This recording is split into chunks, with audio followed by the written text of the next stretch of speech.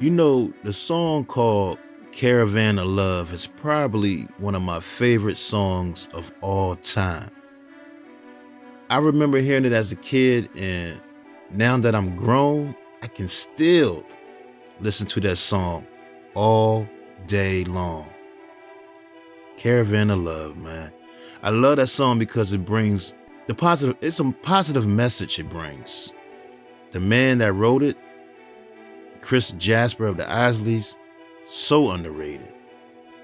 This man, Chris Jasper, has written some of the biggest Isley Brothers hits, and the world didn't even know it. Chris Jasper is responsible for writing, composing, arranging, mixing, and producing the Isley Brothers' music sound and style for songs like For the Love of You, Footsteps in the Dark, Between the Sheets, At Your Best, You Are Love, and the list goes on. And look, all of that music has been sampled by everybody in the hip hop industry. He created the Isley Brothers sound, which is a combination of jazz and classical harmonies because Chris was classically trained and could read music. He studied people like Beethoven, Mozart, George Gershwin, and he just mixed it with R&B and jazz. He was part of 12 of the classic Isley Brothers albums, and he released 16 solo albums himself. Wow. Unbelievable. The man was a musical genius, I tell y'all. So let's get into his story, right? Now, Chris Jasper was born on December 30th, 1951 in Cincinnati, Ohio. And he was the youngest of 7 kids from his parents. Now, his mother Elizabeth played piano, and his uncle was a first violinist for the Cincinnati Symphony Orchestra. And around the age of 7 years old, he started to play the piano. He was God gifted because he would play by ear what was on the radio at 7 years old. Wow.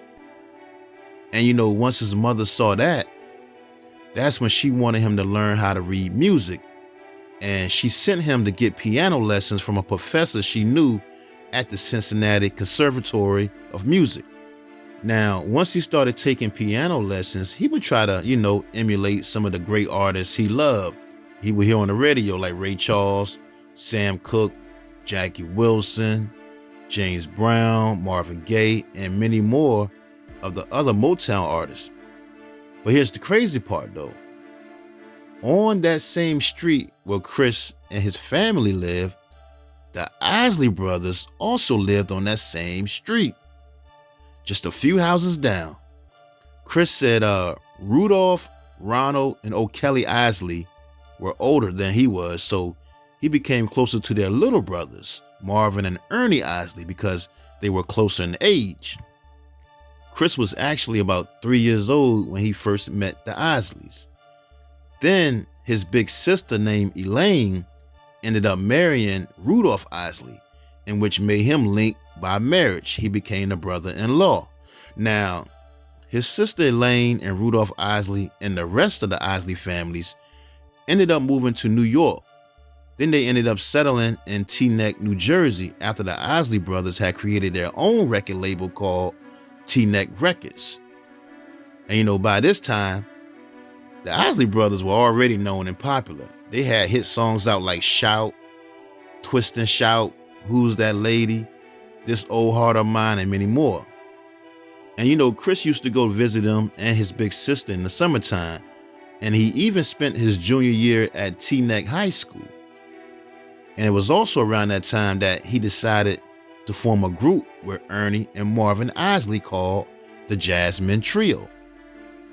Chris played the piano, Ernie Isley played drums at that time, and Marvin Isley played bass.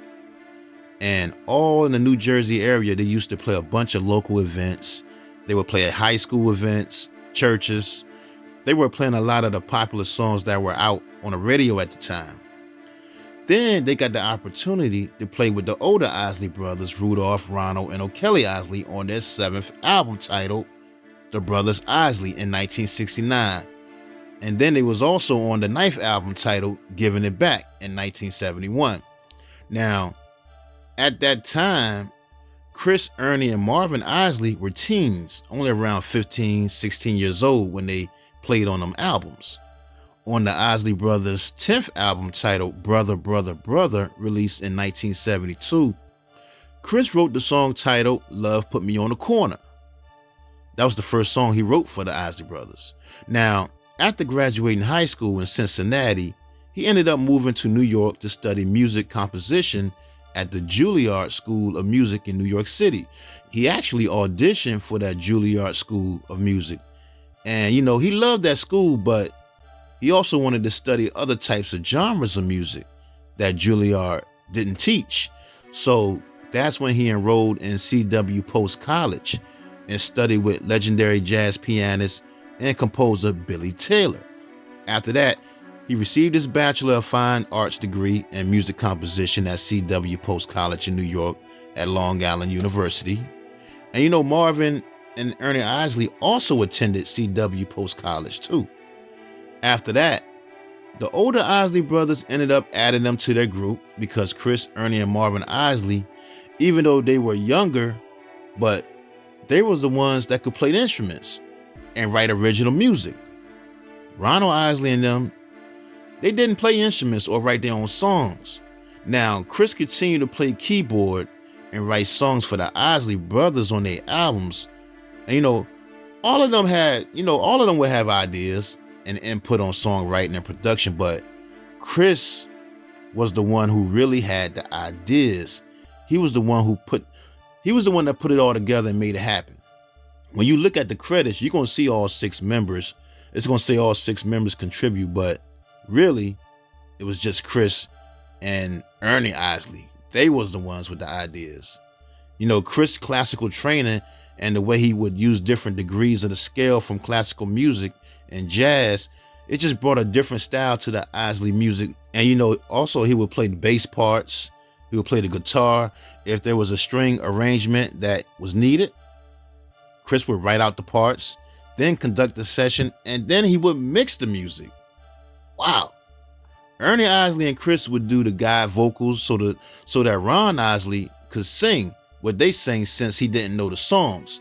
Plus the way Ernie would play that guitar, it just added another rock style to the music that wasn't there before. Nobody had ever heard that type of style in the music industry, what they was doing. So let's get into the songs, right, that Chris would present to the world and change the game forever. Now, when the older Isleys first started letting them play on their albums, it was on their 9th album titled Giving It Back, which was basically an album where they were doing a bunch of cover songs from other artists. In 1972, the Isley Brothers released their 10th album titled Brother, Brother, Brother. And one of the songs Chris came up with and played piano on was called Work to Do. Wow, I love that song too. That song, I love the cover that singer Vanessa Williams recorded back in 1992 because that was a big hit for her. But I never knew they did that song. That's a great song right there. I Got Work to Do. But then, like I said earlier, he wrote his first ever song, which was called Love Put Me on the Corner. After that, the older Isleys made it official on the paperwork and added them to the group. Instead of just 3 members now, it was 6 members. That's how you get the 3+3 album. So they released the 3+3 album, which was their 11th album, and it became their first platinum album, selling over 1 million copies. Now, they had made a new version of their 1964 hit song called Who's That Lady? But the new version, right, Chris and Ernie turned it into a funk song. Ernie Isley was playing that guitar like Jimi Hendrix, which was his idol. Because if you didn't know, Jimi Hendrix started off with the Isley Brothers back in 1964. Wow. But they ended up renaming the song That Lady. And it hit number 6 on the pop charts. And it hit number 2 on the US R&B singles chart. And it was certified gold. Now, also around that time, right, that was the first time Chris had met Stevie Wonder too. They had walked in on him recording the song Don't You Worry About a Thing for his Innovations album. And when Chris saw Stevie Wonder using that ARP synthesizer, that's when he started using the way he does. Now, another song from that album that Chris helped remake was called Summer Breeze, which was a classic. In 1974, they released their 12th album. The Isleys released their 12th album titled Live It Up, which hit number 14 on the US Pop Albums chart and number 1 on the R&B Albums chart, making it their first number 1 R&B album. Plus, it went certified platinum, selling over 1 million copies. In 1975, Chris and Ernie wrote the classic song called Fight the Power, which hit number 1 on the R&B singles chart and crossed over to the pop charts, hitting number 4 on the Billboard Hot 100 chart and number 13 on the Billboard's Dance chart. That Fight the Power song, that gave the Isley Brothers their first song to hit the top 20 on 3 different charts, and it was certified gold. It was a big song for them. And y'all already know the rap group Public Enemy was inspired by that song. And they even used the name Fight the Power, and they used the lyrics, "We gotta fight the powers that be," which was on the soundtrack for the Spike Lee's classic movie, Do the Right Thing. Now, the second single he wrote was the classic song called For the Love of You. Wow. For the Love of You, which hit number 10 on the R&B chart and number 22 on the Billboard Pop Singles chart. What a song, y'all. I still listen to that song to this day because it brings back so many memories as a kid, man. I just remember hearing that song For the Love of You at my house, the cookouts around the family, my aunts, uncles, everybody drinking. Wow, those were the days.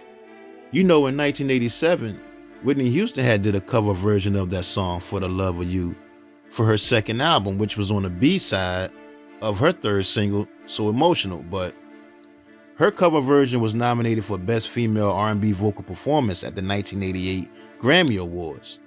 I like Whitney's version too. That was nice too. Who else sampled that song For the Love of You? Y'all remember this rapper Master Ace had the INC ride? They sampled For the Love of You.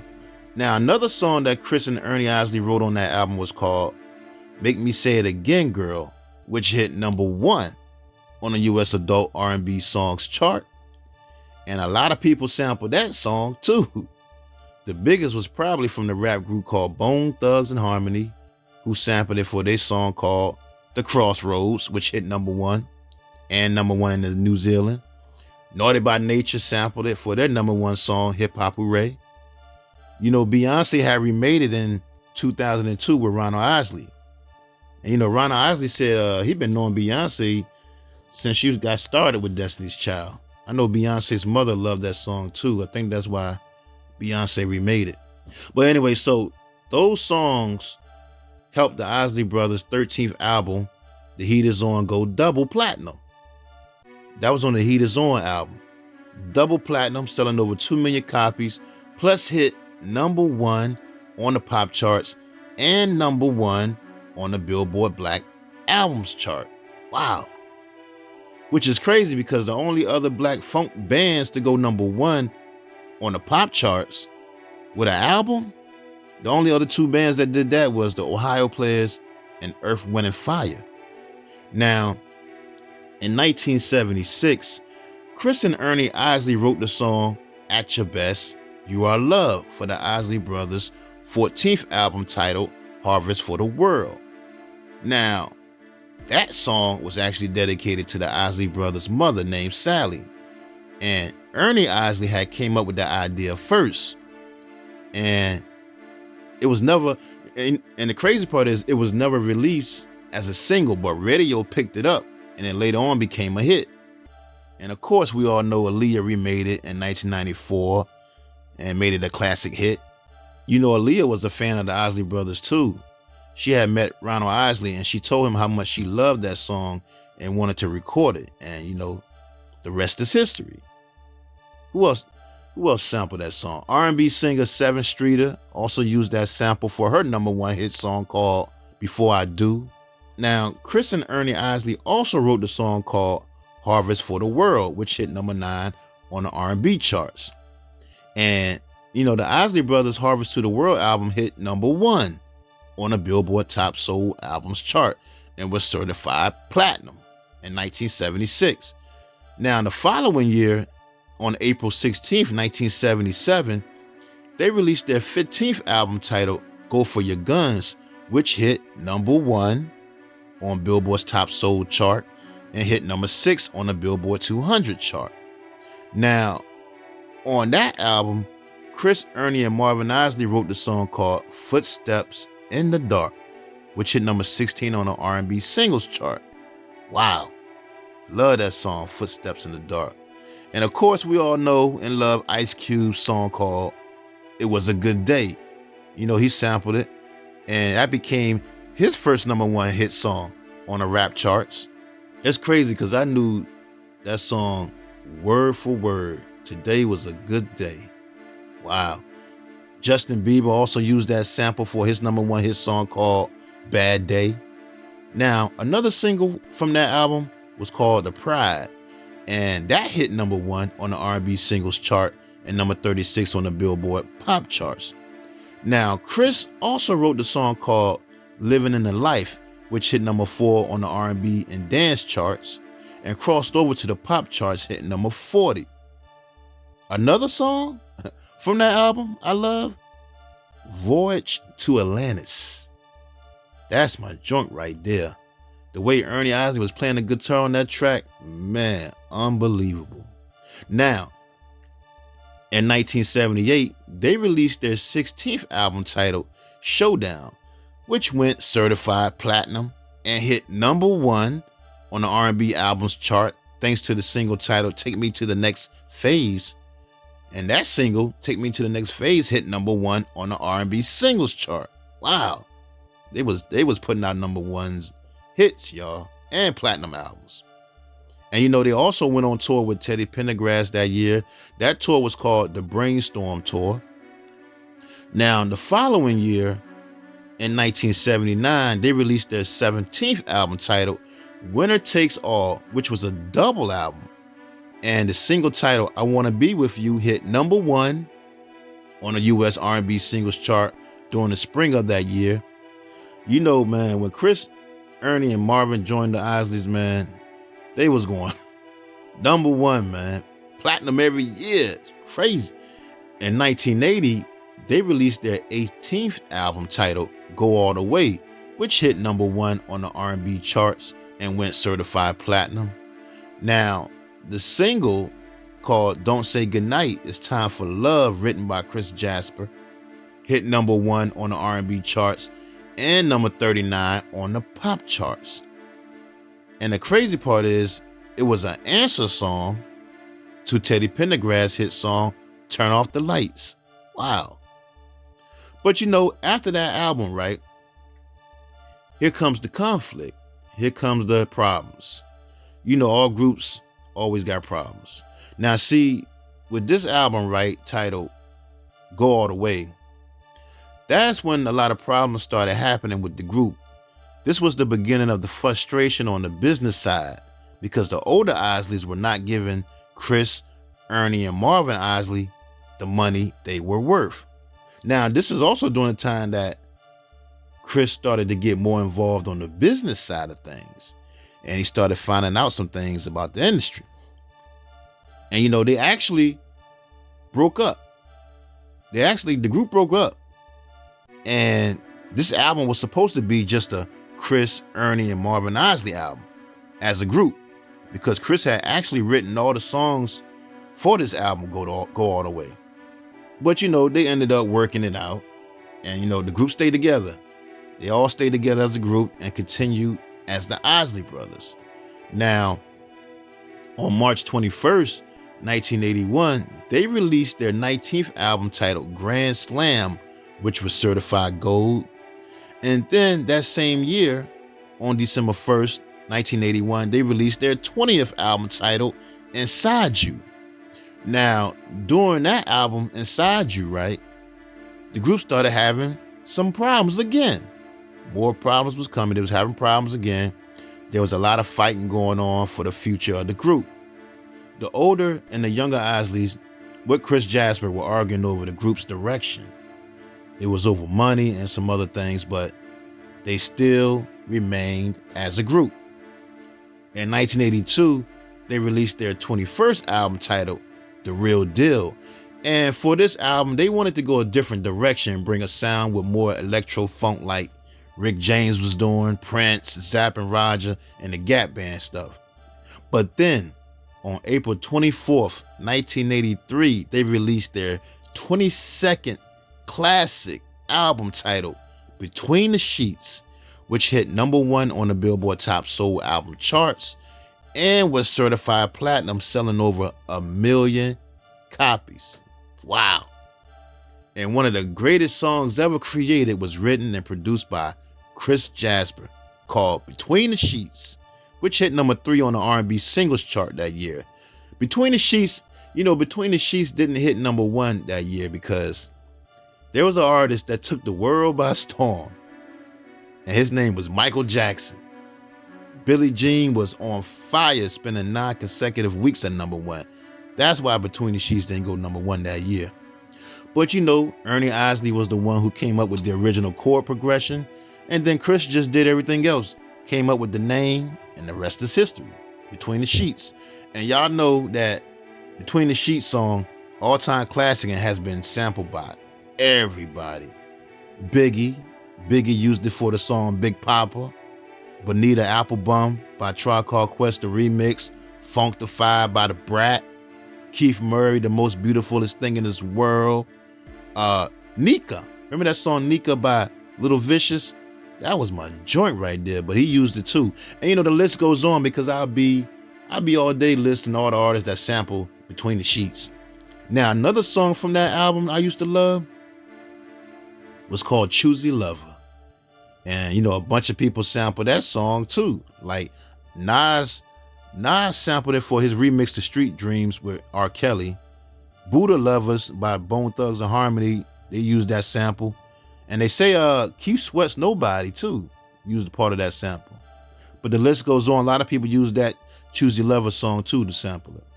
Now, after that, right? After the Between the Sheets album, they broke up. They ended up breaking up for real this time. The Isley brothers broke up due to the older Isleys' financial problems. The older Isley brothers had financial problems. Ron Isley, Rudolph Isley, and O'Kelly Isley had some tax problems going on, so they had a meeting with everybody in the group, and basically the older Isleys wanted to file for bankruptcy and break the contract with CBS Records. But Marvin, Ernie, and Chris, they didn't have them same tax problems and didn't want to file bankruptcy, so they ended up departing ways over that. But it was a bunch of other problems too. They had problems over who should be getting more money because Chris and Ernie Isley were the ones writing most of the songs and coming up with the melodies and everything. They were not getting compensated for what they do. Chris and Ernie Isley were the major factors in the group when it came to songwriting and production. If anything, the older Isley brothers needed them because Chris would write the songs, then he would lay it down and sing it. Then Ronald Isley would come in and sing it word for word just like him and do the style that Chris did anyway. And that was a problem because Ronald Isley couldn't sing it the way Chris would sing it sometimes anyway. The other older Isley brothers just wanted Ronald Isley to sing lead all the time instead of letting Chris sing it sometimes. If Chris wrote the song, he knows how the song goes. Chris, he didn't want to sing on every song he wrote for them, but the ones that Ronald Isley wasn't comfortable singing, Chris could have sung them songs. Plus, he can sing. Chris Jasper could sing. He was just as good as Ronald Isley, or better, in my opinion. I'm not taking anything away from Ronald Isley because he's one of the greatest singers of all time, but if they would have collaborated on the leads, I think the group would have stayed together, to be honest. You go back and listen to them songs, you can hear he used Chris's cadence, the style of singing. But anyway, the group ended up breaking up.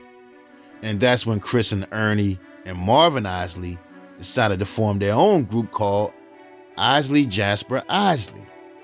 The older Isley brothers ended up leaving CBS Records and they signed with Warner Brothers. But here's the crazy part. They told Chris and them that they couldn't use the name Isley Brothers. So that's when Chris, Ernie, and Marvin decided to stay with CBS Records as Isley Jasper Isley. And in 1984, they released their debut album titled Broadway's Closer to Sunset Boulevard. And the singles Look the Other Way, that hit number 14 on the R&B chart, and Kiss and Tell hit number 52. But here's the crazy part, right? The older Isley brothers, Ron Isley, Rudolph, and O'Kelly, they sued them. They sued all three of them, and they sued CBS Records in an attempt to prevent the album from coming out. Wow. But it didn't work. It didn't work. And also around that time, that's when Chris started to read the Bible more, and he became more spiritual. Plus, he wanted the group to cater more to their fan base, which was R&B soul, for the next album. And you know what? 1985, they released their second album titled Caravan of Love, which hit number 3 on the R&B albums chart. And that song, man, Caravan of Love, one of my favorite songs of all time, hitting number 1. Caravan of Love went number 1 on the Billboard R&B singles chart and number 51 on the Billboard pop chart. Chris said, how that whole idea for Caravan of Love came about. He was playing the guitar, just working on some chord progressions. He came up with something that he liked and began to add the piano parts and the drums part to it. Then once he came with the lyrics, it seemed to flow pretty naturally from the melody he came up with, and the rest is history. Classic song, man. Like I said, Chris was heavy into the Bible at the time, and he said the song is based on a principle in the Bible: when Christ returns, and it would be time of peace on earth. The lion will lay down with the lamb, and a child shall lead them. But it is also a universal theme in that we are supposed to love each other and strive to live in peace and brotherhood. Chris just felt the obligation to put a positive message in the music at that time, whether it's considered secular or gospel. Wow, what a song, man. I love that song, Caravan of Love. I can listen to that song all day long and never get tired of it. That's my joint right there, man.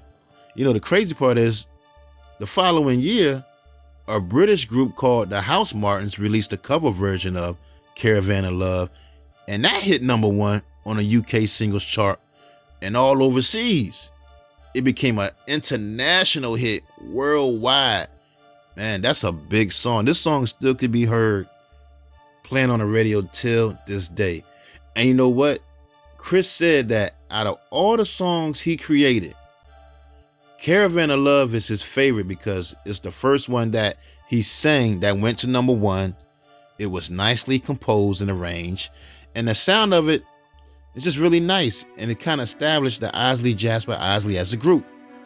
Now, the next single, titled Insatiable Woman, hit number 13 on the R&B charts. And you know what? That was his real wife in that video, y'all. That was his real wife. Now, in 1986, Isley Jasper Isley released their third album titled Different Drummer, which would be their final album as a group. Basically, they broke up. And why? Why the group broke up? According to Chris, he said Ernie Isley resigned from the group, so they couldn't continue as Isley Jasper Isley. So that's when the label asked him to do a solo album. Chris said Ernie Isley leaving the group just came out of the blue from nowhere. His manager told him. And they didn't give him a conversation or nothing. Didn't call him or anything. Just told him he was leaving. Wow, that's crazy. So when Ernie left, the label didn't want to continue doing business with the rest of the group except Chris. But you know, Ernie Isley ended up getting a solo deal anyway with Electric Records. So once they broke up, Marvin and Ernie Isley ended up going back to their big brothers group, the Isleys. So basically, Chris was just left on his own by himself. Wow. You know, in the interview, right, Chris stated that he just regretted that the Isleys didn't appreciate his contributions more. He said all they had to say was thanks, man, but he just doesn't know that they fully appreciated what went into creating them songs. But anyway, after all the Isley brothers left him alone, that's when Chris started his own label called Gold City Records through CBS. You know, he named it Gold City because Gold City refers to the physical description of the New Jerusalem as described in the book of Revelations. Plus, you know, by this time, Chris kind of knew the music side of the business, you know. Later on, he went to school and got his Juris Doctorate degree from Concord University School of Law. Plus, you know, his wife, Margie Jasper, became a lawyer, and he made her vice president, general counsel of his label. And plus, she sang background. You know, Chris said he went and got his degree so he could understand copyright law and contracts a little more. He said that he wished he would have known more about the music law, copyright law, and contracts a lot sooner, because if he would have known the business earlier, you wouldn't have seen 6 names on those records. You would have seen the truth on there, and he would be a lot richer. Wow. Yeah. He wrote a lot of hits, and he wasn't getting paid for them. And you know, in 1988, he released his debut solo album titled Superbad. And the single titled Superbad hit #1 on the R&B charts. And you know, people loved that song too, Superbad. They loved that song because, you know, Chris was expressing how important education was to the kids.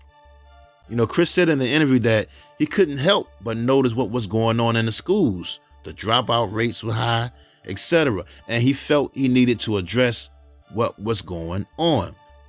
You know, the lyrics to the song Superbad is all about growing up with some disadvantages, but the way out is through education and self-empowerment, staying away from drugs and bad influences. That's what he was trying to preach in that song.